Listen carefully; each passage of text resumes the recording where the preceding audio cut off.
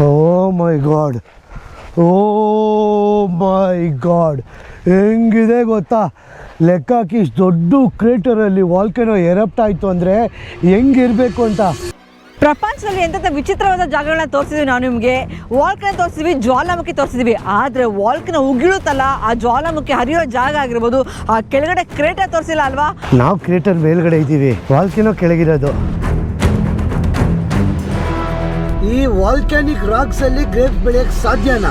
ಇವ್ರ ದ್ರಾಕ್ಷಿ ಮೇನ್ ಇರೋದೇ ಎಂತಕ್ಕೆ ಅಂದರೆ ವೈನ್ ಮಾಡೋಕ್ಕೆ. ಲ್ಯಾಂಜರಟೆ ವೈನ್ಗೆ ಒಂದು ಸಪ್ರೇಟ್ ದುಡ್ಡಿದೆ.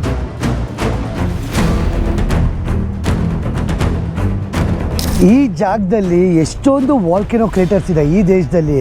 ಈ ವಾಲ್ಕೆನೋ ಕ್ರೇಟರ್ಸ್ ಎಲ್ಲ ನಾವು ನೋಡೋಕ್ಕೆ ಬಿಡಲ್ಲ. ಕ್ರೇಟರ್ಸ್ ಅಂದರೆ ಹೇಳಿ ಜ್ವಾಲಾಮುಖಿ ಉದ್ಭವ ಆಗಿದೆಯಲ್ಲ, ಆವಾಗ ಒಂದು ದೊಡ್ಡ ಹಳ್ಳ ಮಾಡುತ್ತೆ. ಆ ಒಂದು ಹಳ್ಳ ಎಷ್ಟು ದೊಡ್ಡದಾಗಿರುತ್ತೆ ಗೊತ್ತಾ? ಬನ್ನಿ ಇವಾಗ ಹೈಕಿಂಗ್ ಮಾಡ್ಕೊಂಡು ಅದೇ ಜಾಗಕ್ಕೆ ಕರ್ಕೊಂಡು ಹೋಗ್ತೀವಿ.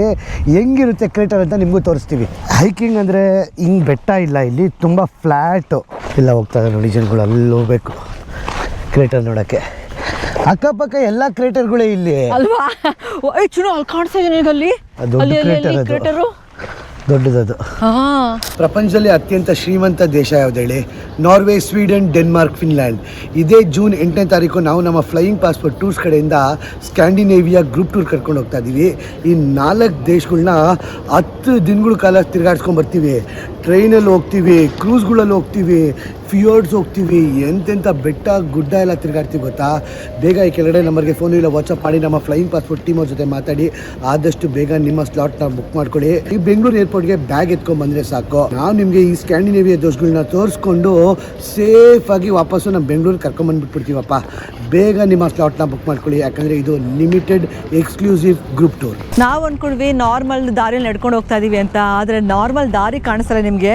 ಇಲ್ಲಿ ಕಾಣಿಸ್ತಿರೋದು ನಿಮಗೆ ಕಲ್ಲಲ್ಲ ನೋಡಿ ಏನು ಕಾಣಿಸ್ತಿದೆ ಅಂತ, ವಾಲ್ಕೆನಿಕ್ ಸ್ಟೋನ್ ರಾಕ್ಗಳು ಚಿಕ್ಕ ಚಿಕ್ಕದಾಗಿದೆ. ಆಮೇಲೆ ನಾವೆಲ್ಲಿ ನಡ್ಕೊಂಡು ಹೋಗ್ತಾ ಇದೀವಿ ಗೊತ್ತಾ? ಅಲ್ಲಿ ದೂರದಲ್ಲಿ ಕಾಣಿಸ್ತಾ ಇದೆಯಾ ಕ್ರೇಟರು? ಆ ಕ್ರೇಟರ್ ನೋಡೋಕ್ಕೆ ನಡ್ಕೊಂಡು ಹೋಗ್ತಾ ಇದೀವಿ. ತುಂಬ ದೂರ ಇದೆ ಚಿನ್ನು. ದೂರ ಅನ್ನೋಕ್ಕಿಂತ ಕಣ ಅಕ್ಕಪಕ್ಕ ಏರಿಯಾ ನೋಡ್ಕೊಂಡು ಹೆಂಗ್ ಮಾಡಿದೆ ವಾಲ್ಕೆನೋ ಎರಪ್ಟ್ ಆಗ್ಬಿಟ್ಟು. ಎಲ್ಲ ವಾಲ್ಕೆನೋ ಕ್ರೇಟರ್ಗಳೇ ಅಕ್ಕಪಕ್ಕ ಇರೋವೆಲ್ಲ. ಇಲ್ಲೆಲ್ಲ ಒಂದು ಸ್ವಲ್ಪ ಗ್ರೀನ್ ಕಾಣಿಸ್ತಾ ಇದೆ ನಮಗೆ. ಅದೆಲ್ಲ ಮಾಸಸ್ ಕಿರಣ? ಮಾಸಸ್ ಇರಬೇಕಲ್ಲ. ಆ್ಯಕ್ಚುಲಿ ನಾವು ಹೇಳ್ತೀವಿ ಇವೆಲ್ಲ ಫಾರ್ಮ್ ಮಾಡೋಕ್ಕೆ ಸಾವಿರಾರು ವರ್ಷಗಳು ತೊಗೊಂಡಿದೆ. ಅದನ್ನು ನಾವು ಹೇಳ್ಬೋದೇ ಇದು ಏನು ಕಾಣಿಸುತ್ತೆ ಒಂದು ಕ್ರೇಟರ್ ಅಷ್ಟೇ ಅಂತ. ಅದೇ ಒಂದು ವಾಲ್ಕನಿಕ್ ಕ್ರೇಟರು, ಅದು ಆಗಿರೋ ರೀತಿ, ಅವೆಲ್ಲ ಒಂದು ಹಿಸ್ಟ್ರಿ, ಒಂದು ಇತಿಹಾಸ ಅನ್ಬೋದು ಅದನ್ನೆಲ್ಲ. ಇದು ಏನು ಗುರು, ಇದು ಹಿಂಗೆ ಹಸಿರು ಕಲರ್ ಹಿಂಗೆ ಬೆಳೆದಿದೆ. ಮಾಸಸ್ ಅಲ್ವಾ ಇವೆಲ್ಲ?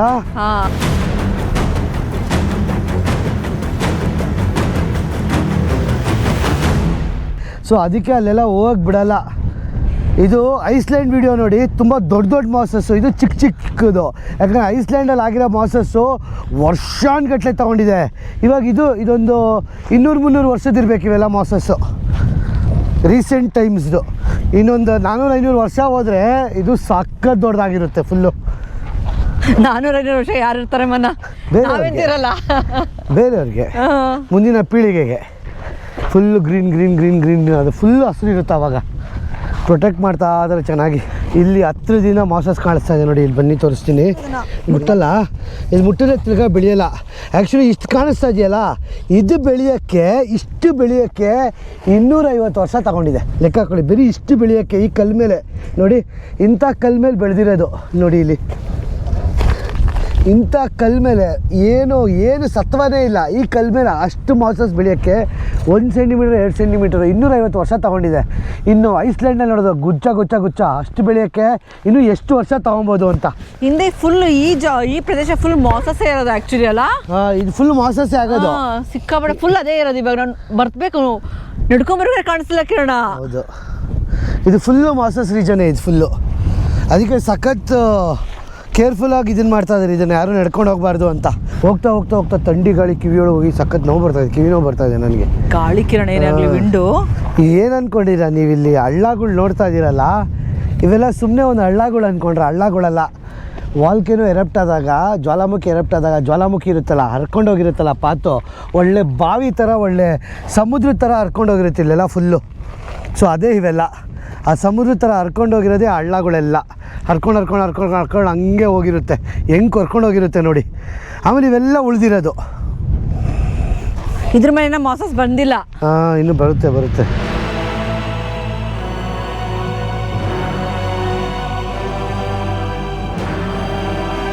ಅಷ್ಟೋ ತನಕ ನಡ್ಕೊಬಂದ ಜಾಗ ಅಲ್ಲ. ಆ್ಯಕ್ಚುಲಿ ಹೇಳಬೇಕು ಅಂದರೆ ಕ್ರೇಟರ್ ಹತ್ರ ಬಂದ್ವಿ. ಕ್ರೇಟರ್ ಅಂದರೆ ಬೇರೆ ಏನೂ ಅಲ್ಲ, ಆ ಜ್ವಾಲಾಮುಖಿನ ಹುಗಿಯೋ ಥರ ಜಾಗ, ಅದನ್ನೇ ಕ್ರೇಟರಾಗಿ ಕನ್ವರ್ಟ್ ಆಗುತ್ತೆ. ಅದನ್ನ ನೋಡ್ತಾ ಇದ್ರಲ್ಲ, ಅದೇ ಕ್ರೇಟರು. ಎಷ್ಟು ಆಳದಿಂದ ಅದು ಎಷ್ಟು ಜ್ವಾಲಾಮುಖಿ ಹೊರಗಡೆ ಬಂದಿರ್ತಲ್ಲ ಅಷ್ಟು ದೊಡ್ಡದಾಗಿ ಹಳ್ಳ ಬೀಳುತ್ತೆ. ಅದನ್ನೇ ಕ್ರೇಟರು. ಯಾಕೋ ನೋಡೋಕೆ ಬಿಡ್ತಿಲ್ಲ ಅನ್ಸುತ್ತೆ ಕಿರಣ, ನಡ್ಕೊಂಡು ಹೋಗೋಕ್ಕೆ ಗೊತ್ತಿಲ್ಲ. ರೌಂಡ್ ಹೊಡಿಬೋದು ಅಷ್ಟೇ, ಮೇಲ್ಗಡೆ ಹೋಗಕ್ಕೆ ಆಗೋದು ಇಲ್ಲ. ಸಖತ್ ಕಷ್ಟ. ನಾವು ಹೋಗಿದ್ದೀವಲ್ಲ ಆ ಒಂದು ಕ್ರೇಟರ್ಗೆ, ಐಸ್ಲ್ಯಾಂಡಲ್ಲಿ ಹೋಗಿದ್ದೀವಿ. ಇಲ್ಲಿ ಆಗಲ್ಲ, ಹಿಂಗೆ ಹೋಗ್ತೀಯಾ? ಅದು ಸುತ್ತಾನೆ ಹೋಗ್ಬೇಕು ಅನ್ಸುತ್ತೆ. ಓ ಕಿರಣ, ಹಂಗೆ ಸುತ್ತಮುತ್ತ ತೋರಿಸು ಹಂಗೆ. ಓ ಮೈ ಗಾಡ್, ಅದ್ಭುತವಾಗಿದೆ. ಅವರೇ ಹಾಕ್ಬಿಟ್ಟಿದ್ದಾರೆ ಚಿನ್ನ ಹೋಗ್ಬಾರ್ದು ಅಂತ. ಡ್ರೋನ್ ಓಡಿಸಂಗಿಲ್ಲ, ಹಾಕ್ಬಾರ್ದು ಅಂತ ಎಲ್ಲ ಹಾಕ್ಬಿಟ್ಟವ್ರೆ. ನ್ಯಾಚುರಲ್ ಅಲ್ವಾ? ಹಿಂಗೆ ಒಂದು ರೌಂಡ್ ಹೊಡಿಬೋದು ಅಷ್ಟೇ ನಾವು. ಕ್ರೇಟರ್ ಸುತ್ತ ಹೋಗೋದು ಅಷ್ಟೇ. ನಾನು ಮೇಳೆ ಹೋಗ್ಬೋದು ಅನ್ಕೊಂಡಿದ್ದೆ. ಇಲ್ಲಿ ಇಲ್ಲ ಹೋಗೋಕ್ಕಾಗಲ್ಲ. ಸಖತ್ ಪ್ರಿಸರ್ವ್ ಮಾಡ್ತಾರೆ ಇವರು. ಗುಡ್ಡ ಆ್ಯಕ್ಚುಲಿ ಅಕಸ್ಮಾತ್ ಅದು ಕುಸ್ಕೊಂಡು ಬಿದ್ದು ಅಲ್ವಾ ಕಿರಣ್? ಏನಾದರೂ ಮಾನಿಟರ್ ಮಾಡ್ತಾ ಇರ್ತಾರೆ ಇವರು ಇದನ್ನೆಲ್ಲ. ತಿರ್ಗಾ ಯಾವಾಗ ಇದೆಲ್ಲ ಆ್ಯಕ್ಟಿವ್ ಆಗುತ್ತೋ ಗೊತ್ತಿಲ್ಲ. ಓ ಸಾಕಾಗಿದೆ ಗುರು. ಸೊ ಒರಿಜಿನಲ್ ವಾಲ್ಕ್ಯಾನಿಕ್ ಮಣ್ಣಿದೇನಪ್ಪ. ಐಸ್ಲ್ಯಾಂಡಲ್ಲಿ ನಡ್ಕೊಂಡು ಹೋಗ್ಬೇಕಾದ್ರೆ ಲಾವ ಇದು ಬರ್ತಿತ್ತಲ್ಲ ಜ್ವಾಲಾಮುಖಿ ಬಾಯಲ್ಲಿ, ಅದು ಇದೇ ಥರ ಅಲ್ವಾ ಬರ್ತಿದ್ದು. ಹಿಂಗೆ ಕುತ್ಕೊಂಡು ಬರ್ತಾ ಇತ್ತು. ಅದು ಯಾವಾಗ ಗಟ್ಟಿಯಾಗಿ ಸ್ಟಾರ್ಟ್ ಆಗುತ್ತೆ ಇದೇ ಥರ ಫಾರ್ಮ್ ಆಗುತ್ತೆ. ನಿಮಗೆ ರೆಫರೆನ್ಸ್ ಬೇಕು, ನಮ್ದು ಐಸ್ಲ್ಯಾಂಡಿಂದ ರಾಕ್, ನಮ್ದು ವಾಲ್ಕನಿಕ್ ಹೈಕಿಂಗ್ ವಿಡಿಯೋ ನೋಡಿ, ತುಂಬಾನೇ ಚೆನ್ನಾಗಿ ತೋರಿಸಿದ್ವಿ ಹೇಗೆ ವಾಲ್ಕೇನೋ ಆಗುತ್ತೆ ಅಂತ. ಈ ವಿಡಿಯೋ ಎಂಡಲ್ಲೂ ಹಾಕಿರ್ತೀನಿ. ಐಸ್ಲ್ಯಾಂಡ್ದು ವಾಲ್ಕೇನೋ, ನಮ್ದು ವಾಲ್ಕೇನೋ ಹೈಕ್ ಮಾಡಿ ನಿಜವಾಗ್ಲೂ ಜ್ವಾಲಾಮುಖಿ ನೋಡಿದ್ವಲ್ಲ ಆ ವಿಡಿಯೋನ, ಅದನ್ನು ಇದನ್ನು ಕಂಪೇರ್ ಮಾಡಿ ನೋಡಿ. ಇದೆಲ್ಲ ನೋಡ್ತಾ ಇದ್ದೀರಲ್ಲ ನೀವು, ಫುಲ್ಲು ಕೆಂಪಿರುತ್ತೆ. ಯಾವಾಗ ಜ್ವಾಲಾಮುಖಿ ಉಗುಳೋದು ಸ್ಟಾಪ್ ಆಗಿಬಿಡುತ್ತಲ್ಲ, ಒಂದು ಟೈಮಲ್ಲಿ ಅದು ಸ್ಟ್ಯಾಗ್ನೆಂಟ್ ಆಗಿಬಿಡುತ್ತೆ. ಹರಿಯಾಣ ನದಿ ಸ್ಟ್ಯಾಗ್ನೆಂಟ್ ಆಗಿಬಿಡುತ್ತೆ. ಅದು ನಿಂತಾದ್ಮೇಲೆ ಅದು ಒಣಗಿ ಈ ಸ್ಟೇಜ್ ಬರುತ್ತೆ. ಈ ಸ್ಟೇಜಿಗೆ ಬಂದಮೇಲೆ ಇದು ಡಿಫ್ರೆಂಟ್ ಕಲರ್ ತೊಗೊಬೋದು. ಆ ವಾಲ್ಕೇನೋ ಅಲ್ಲಿ ಏನೇನು ಮಿನರಲ್ಸ್ ಇರುತ್ತಲ್ಲ, ಆ ಮಿನರಲ್ಸ್ ಮೇಲೆ ಕೆಂಪು colour, cup colour, brown colour, ಆ ಕಲರ್ ಆಗುತ್ತೆ. ಅದಾದಮೇಲೆ ಒಣಗಾದ್ಮೇಲೆ ಎಷ್ಟೊಂದು ವರ್ಷಗಳಾದಮೇಲೆ ಅದ್ರ ಮೇಲೆ ಚಿಕ್ಕ ನೋಡಿ ಈ ಥರ ಗಿಡಗಳು ಬೆಳೆಯೋಕ್ಕೆ ಶುರು ಆಗುತ್ತೆ. ಮಾಸಸ್ ಅಂತಾರೆ ಅದನ್ನು. ಅದು ಮಾಸಸ್ ಬೆಳ್ಕೊಳ್ಳೋಕೆ ಶುರು ಆಗುತ್ತೆ. ಸೊ ಎರಪ್ಟ್ ಆಗೋದು ಒಂದು ಸ್ಟೇಜು. ಆ ಎರಪ್ಟ್ ಆಗಿ ಎಷ್ಟೊಂದು ವರ್ಷಗಳ ಕಾಲ ಹರ್ಕೊಂಡೋಗಿ ಅದು ಕಪ್ಪು ಹಂಗೆ ಇರುತ್ತೆ. ಏನೋ ಒಂದು ಸ್ವಲ್ಪ ದಿನ ಆದಮೇಲೆ ಅದು ಕಪ್ಪಾಗಿಬಿಡುತ್ತೆ, ಒಣಗಿಬಿಡುತ್ತೆ. ಅಟ್ಮಾಸ್ಫಿಯರ್ಗೆ, ಗಾಳಿಗೆ ಎಲ್ಲದಕ್ಕೂ ಒಣಗಾದ್ಮೇಲೆ ನೆಕ್ಸ್ಟ್ ಪ್ರೊಸೆಸ್ ಸ್ಟಾರ್ಟ್ ಆಗುತ್ತೆ. ಸೊ ಇಸಪ್ಪ ವಾಲ್ಕೇನೋ ಪ್ರೊಸೆಸ್. ಫಾರ್ ಎಕ್ಸಾಂಪಲ್ ಇದು ವಾಲ್ಕೇನೋ ಅಂದ್ಕೊಳ್ಳಿ. ಇಲ್ಲಿಂದ ಉಗುಳಿರುತ್ತೆ. ಆ ಉಗುಳಿರೋದು ಏನಾಗುತ್ತೆ, ಗುಳಿ ಬಿದ್ದಂಗೆ ಬಿದ್ದಿರುತ್ತೆ ಫುಲ್ ಹಳ್ಳ, ಆಯಿತಾ? ಆ ಹಳ್ಳದಿಂದ ಹಿಂಗೆ ವಾಲ್ಕೇನೋ ಎಗರಿರೋದು ಫುಲ್ಲು. ನಮ್ಮ ಐಸ್ಲ್ಯಾಂಡ್ ವಿಡಿಯೋ ನೋಡಿ ಕ್ಲೀನಾಗಿ ಗೊತ್ತಾಗುತ್ತೆ. ಬನ್ನಿ ಇವಾಗ. ಆ್ಯಕ್ಚುಲಿ ನಾವು ಇದನ್ನು ಮಣ್ಣು ಅಂದ್ಕೊಂಡಿದ್ದೆ. ಆ್ಯಕ್ಚುಲಿ ಇದು ಮಣ್ಣಲ್ಲ, ಕಲ್ಲು, ಲೂಸ್ ಕಲ್ಲು ಅಂತೆ. ಲೂಸ್ ರಾಕ್ ನೋಡಿ, ಲೂಸ್ ರಾಕ್. ಹಾಳು ಮಾಡ್ಬೇಡ, ಬಾಕೋಣ ಹಿಂಗೆ. ಓಕೆ ಬಸ್ ಕಣಮ್ಮ. ಆ್ಯಕ್ಚುಲಿ ಇದರಲ್ಲಿ ಎಷ್ಟು ಮಿನರಲ್ಸ್ ಇರುತ್ತೆ ಗೊತ್ತಾ? ಇದಕ್ಕೆ ಒಂಚೂರು ಹಿಂಗೆ ಬೆಂಕಿ ಹಚ್ಚಿದ್ರೆ ಹೆಂಗೆ ಹತ್ಕೊಳ್ಳೋದು ಗೊತ್ತಾ? ಅಂತ ವಿಕೃತ ಯಾಕೆ ಹೇಳ್ಬಾರ್ದು ಸುಮ್ಮನೆ. ಚಿನ್ನು ನಿನಗೆ ಈ ಭೂಮಿ ಕೆಳಗಡೆ ನಡೀತಾ ಇದೀವಲ್ಲ, ಒಂದು 15-20 ಮೀಟ್ರ್ ಕೆಳಗಡೆ ತೆಗೆದ್ರೆ ಇನ್ನೂ ಭೂಮಿ ಕುದೀತಾ ಇರುತ್ತೆ, ಬೆಚ್ಚಗಿರುತ್ತೆ. ಅಷ್ಟು ಆ್ಯಕ್ಟಿವ್ ಆಗಿದೆ ಈ ಏರಿಯಾಗಳೆಲ್ಲ. ವಾಟ್ ದ ಹೆಲ್ ಕಿರಣ ಇದು? ಇಲ್ಲಿ ಹಿಂದೆ ಇರೋದು ಚಿನ್ನು ಫುಲ್ಲು. ಓ ಕಿರಣ್, ಅಲ್ಲೂ ನೋಡ್ತಾ ಇದ್ದೀವಿ ನಾವು, ಇಲ್ಲಿ ನೋಡಿ. ಕ್ರೇಟರ್, ಚಿಕ್ಕ ಕ್ರೇಟರು. ನಾ ಅನ್ಕೊಂಡಿದ್ದೆ ಮೇಲ್ಗಡೆ ಹತ್ತಬೇಕು ಅಂತ. ಕೆಳಗಡೆ ಇರೋದಿದ್ದು ನಾವು ಮೇಲ್ಗಡೆ ನಾವಿದ್ದೀವಿ ಹಂಗಾದ್ರೆ. ನಾವು ಕ್ರೇಟರ್ ಮೇಲ್ಗಡೆ ಇದ್ದೀವಿ, ವಾಲ್ಕೇನೋ ಕೆಳಗಿರೋದು. ಓ ಮೈ ಗಾಡ್. ನಾನು ಇಷ್ಟು ದಿನ ಇದು ಮೇಲ್ಗಡೆ ಕ್ರೇಟರ್ ಇದೆ ಅಂದ್ಕೊಂಡಿದ್ದೆ ಚಿನ್ನು ಇಷ್ಟು ತನಕ. ಅಲ್ಲಿ ನೋಡಿ, ನೀವೇ ನೋಡಿದ್ರಲ್ಲ, ಏನು ಇನ್ಫಾರ್ಮೇಷನ್ ಕೊಟ್ಟಿರಲಿಲ್ಲ, ಎಲ್ಲ ಕಿತ್ತಾಕ್ಬಿಟ್ಟಿದ್ರು. ಕ್ರೇಟರ್ ಇರೋದು ಇಲ್ಲಿ ಕೆಳಗಡೆ. Crater de la Caldera la de los Cuervos, ಇದು ಕ್ರೇಟರ್. ಆ್ಯಕ್ಚುಲಿ ನಾವು ಇಷ್ಟು ದಿನ ವಾಲ್ಕೇನೋ ಅಂತ ಹೇಳ್ತಿದ್ವಿ, ಬಟ್ ವಾಲ್ಕೇನೋ ಮೇಲ್ಗಡೆ ಮಾತ್ರ ತೋರಿಸ್ತಾ ಇದ್ವಿ ನಿಮಗೆ, ಕ್ರೇಟರ್ನ ಮೇಲ್ಗಡೆ ಭಾಗ ತೋರಿಸ್ತಾ ಇದ್ವಿ. ಆದರೆ ನಮ್ಮ ಲೈಫಲ್ಲಿ ಫಸ್ಟ್ ಟೈಮ್ ಬಂದಿರೋದು ನಾವು ವಾಲ್ಕೇನೋ ಬಾಯಿಗೆ ಬಂದಿದ್ವಿ. ಕೆಳಗಡೆ ಎಲ್ಲಿ ಉದ್ವೇಗ ಆಗುತ್ತಲ್ಲ ಅದು ಅಲ್ಲಿಗೆ ಬಂದಿದ್ವಿ. ಬನ್ನಿ, ನೀವು ಅದೇನು ನೋಡ್ತಾ ಇದ್ದೀರಾ ಅದನ್ನು, ಅದೇ ವಾಲ್ಕೇನೋ ಎಲ್ಲಿ ಸ್ಟಾರ್ಟ್ ಆಗೋ ಜಾಗ. ಮೇಲ್ಗಡೆ ನೋಡ್ತಾ ಇರೋದಲ್ಲ, ಎರಪ್ಟ್ ಆಗಿ ಇಷ್ಟು ದೊಡ್ಡ ಹಳ್ಳ ಬಿದ್ದಿರೋದು, ಜ್ವಾಲಾಮುಖಿ ಎಗರಿ ಬಿದ್ದಿರೋದು. ಬನ್ನಿ ಆ ಜಾಗ ಹೋಗಿ ನೋಡ ಹೆಂಗಿರುತ್ತೆ ಅಂತ.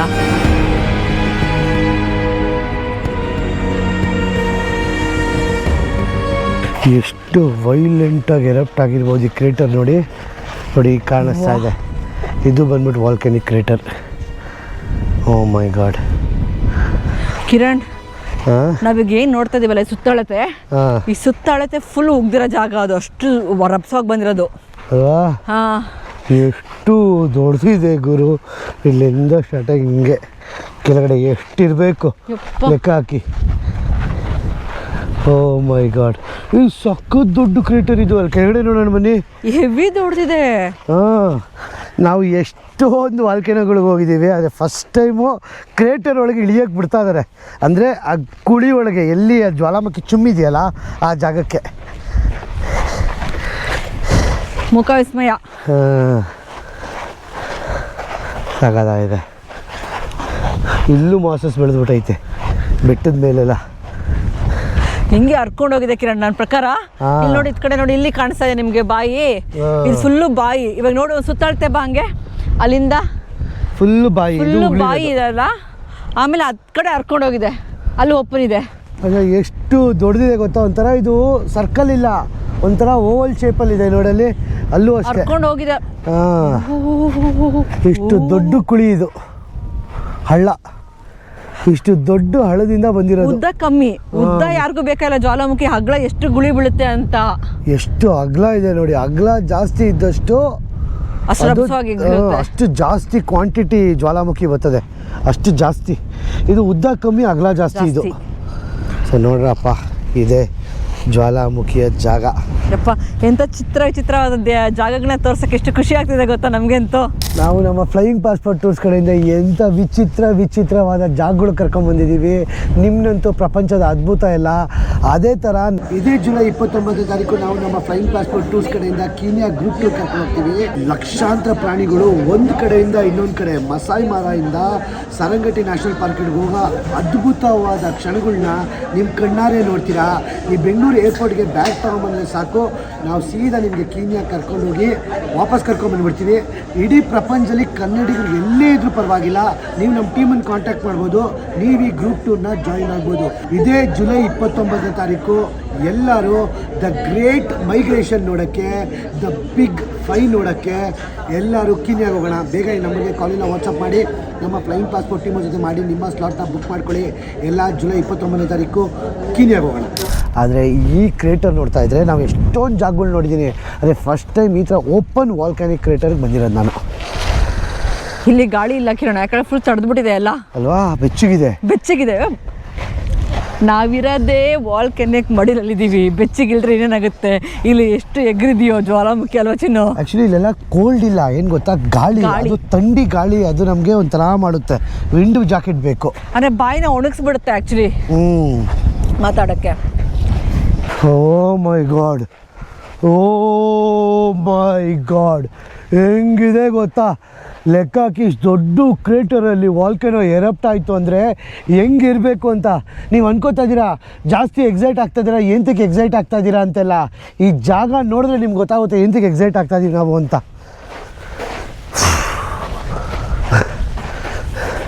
ಈ ವಾಲ್ಕೆನೋ ಎಗ್ರಿದಿದ್ದು ಆಲ್ಮೋಸ್ಟು 200-300 ಮೀಟ್ರ್ ಹೋಗಿತ್ತಂತೆ ಮೇಲ್ಗಡೆ.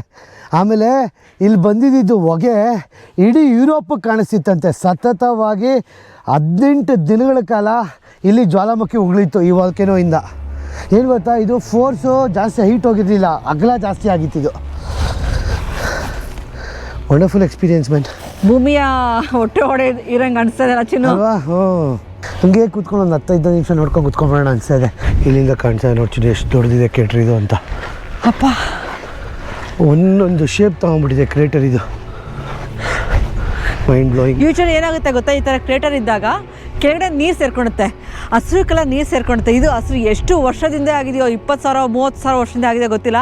ನೀರು ಯೂಶಲಿ ಇಲ್ಲಿ ನೀರಿಲ್ಲ, ಅದಕ್ಕೋಸ್ಕರ ನಮಗೆ ಇಳಿಯೋಕ್ಕೆ ಸಾಧ್ಯ ಆಯಿತು. ಆ್ಯಕ್ಚುಲಿ ನೀವು ಅಬ್ಸರ್ವ್ ಮಾಡಿ, ಕ್ರೇಟರಲ್ಲಿ ಕೆಳಗಡೆ ಹಸಿರು ಕಲರ್ ನೀರು ಇರುತ್ತೆ. ಮಳೆ ಇಲ್ವಲ್ಲ ಈ ರೀಜನಲ್ಲಿ ಜಾಸ್ತಿ. ಎಕ್ಸಾಕ್ಟ್ಲಿ, ಮಳೆ ಇರಲ್ವಲ್ಲ.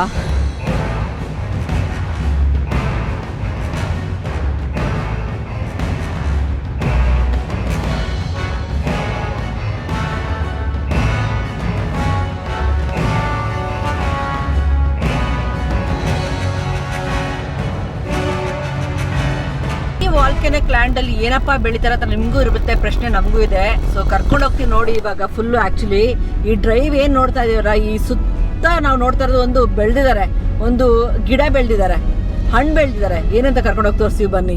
ಏನ್ ಬೆಳೆದಿದ್ದಾರೆ ಅಂದ್ರೆ ವೈನ್ ಬೆಳೆದಿದ್ದಾರೆ. ವೈನ್ ಅನ್ನಕ್ಕಿಂತ ಗ್ರೇಪ್ಸ್ ನ ಬೆಳೆದಿದ್ದಾರೆ. ಈ ವಾಲ್ಕ್ಯಾನಿಕ್ ರಾಕ್ಸ್ ಅಲ್ಲಿ ಗ್ರೇಪ್ಸ್ ಬೆಳೆಯಕ್ ಸಾಧ್ಯನಾ? ನೋಡಿ ಕರ್ಕೊಂಡೋಗಿ ನಿಮ್ಗೆ ತೋರಿಸ್ತೀವಿ. ಅಕ್ಕಪಕ್ಕ ನೋಡ್ತಾ ಇರೋದೆಲ್ಲ ನೀವು ಆಕ್ಚುಲಿ ಫಾರ್ಮಿಂಗ್ ಲ್ಯಾಂಡ್ ಅಂತ ಹೇಳ್ಬೋದು ಇದನ್ನ.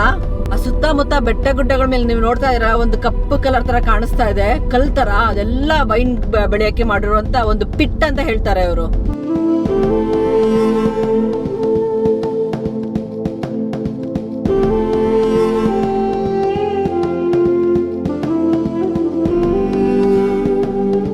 ವೆಲ್ಕಮ್ ವೆಲ್ಕಮ್ ವೆಲ್ಕಮ್, ವೈನರೀಸ್ಗೆ ವೆಲ್ಕಮ್. ಲ್ಯಾಂಜರಟೆ ನೋಡಿ, ಎಲ್ಲ ಕಡೆ ವೈನ್,